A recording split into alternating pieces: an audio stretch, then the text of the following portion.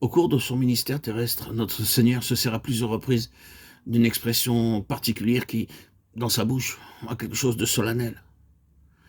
Par son retour périodique, elle souligne et ponctue de loin en loin les différentes étapes qui le conduisent à Golgotha. Et sa répétition nous apparaît comme autant de jalons qui nous permettent de reconstituer à travers le voile des choses humaines un magnifique ensemble de vérités divines. Le Seigneur Jésus va au-devant de la croix. Et il le sait. Son heure est venue. Cette conscience de l'irrévocable qui s'approche. Il lui donne, dans ces deux mots, mon heure, une expression concrète. Familier pour nous, il représente pour lui la réalisation prochaine, imminente, d'un destin volontairement accepté et vers lequel il s'avance d'un pas ferme.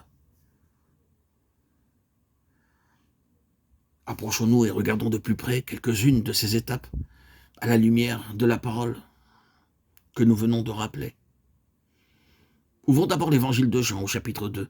Nous avons là le récit du premier miracle de Jésus, l'eau changée en vin aux noces de Cana, en Galilée. Le pivot du récit, c'est cette parole de Jésus, « Mon heure n'est pas encore venue ».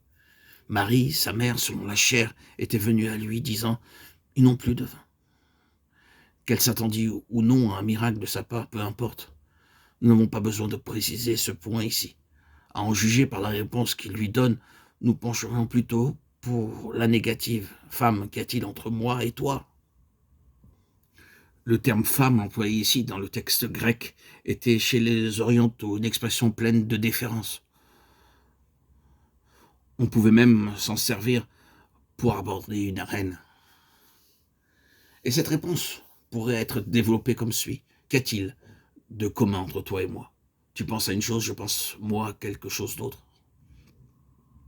Tes réflexions sont limitées à un certain domaine. Ma pensée à moi va beaucoup plus loin. Tu tiens à une chose, je désire, moi, toute autre chose. Qu'y a-t-il de commun entre nous? Pensée, inclination, intention, désir nous trouvent chacun dans deux sphères tout à fait distinctes. Cette réponse, dis-je, est très frappante, très suggestive aussi, comme il ne fait pas de doute d'après l'original que c'est bien là le sens qu'il faut lui donner. Nous ne pouvons échapper à la conclusion que Jésus avait à ce moment-là quelque chose de spécial à l'esprit, une pensée bien définie, une idée arrêtée, une intention claire et nette.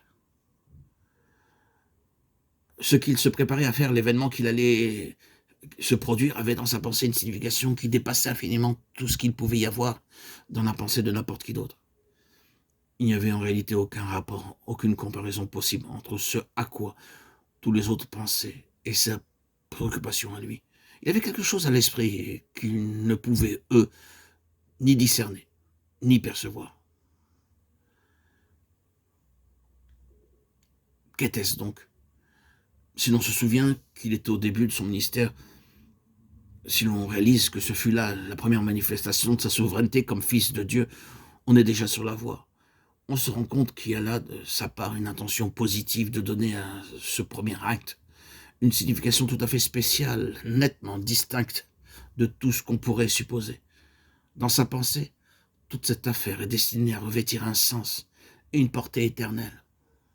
Autour de lui, personne ne s'en doute. Mais c'est ce qu'il veut. L'avenir qu'il sait et qu'il veut irrévocable, il le fait intervenir dans le présent par une anticipation symbolique tout à fait transparente. Par cet acte, il fait un pas du côté de son destin et en marque une étape précise, consciente, volontaire.